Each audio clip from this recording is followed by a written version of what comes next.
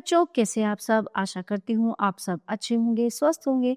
स्वागत है आपका इस कक्षा में। आइए आज हम पढ़ते हैं हिंदी व्याकरण का पाठ 15 पत्र लिख। पारस्परिक संदेश भेजने व हालचाल जानने के लिए हमेशा पता है सबको प्राय पत्र लिखे जाते हैं।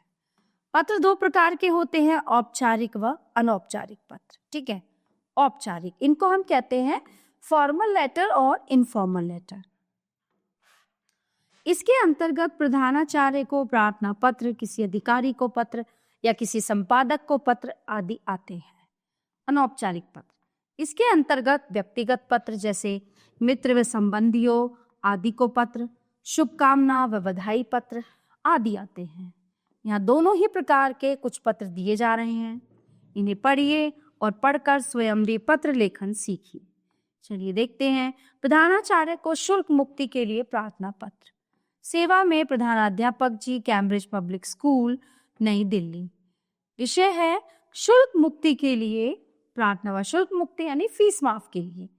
महोदय, सविनय निवेदन यह है कि मैं आपके विद्यालय में 5वीं कक्षा का छात्र हूँ।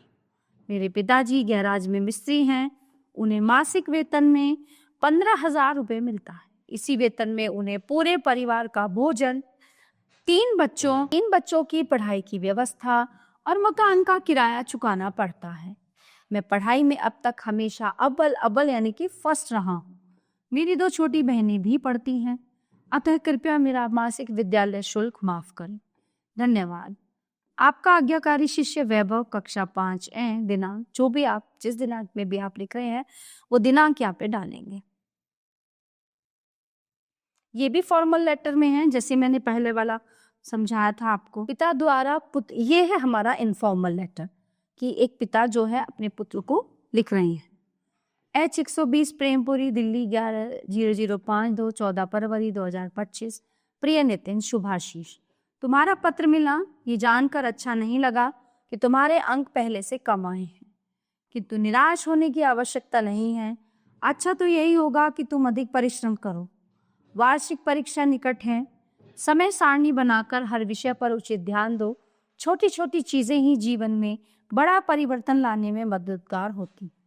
मुझे आशा है कि तुम मेरी बातों पर ध्यान दोगे और अच्छे अंक प्राप्त करोगे।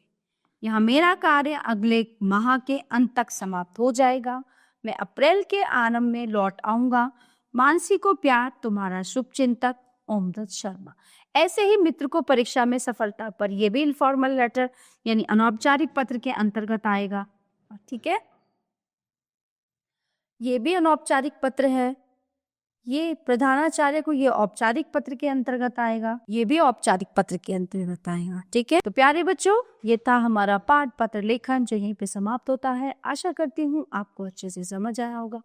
मिलते हैं अगली कक्षा में। धन्यवाद।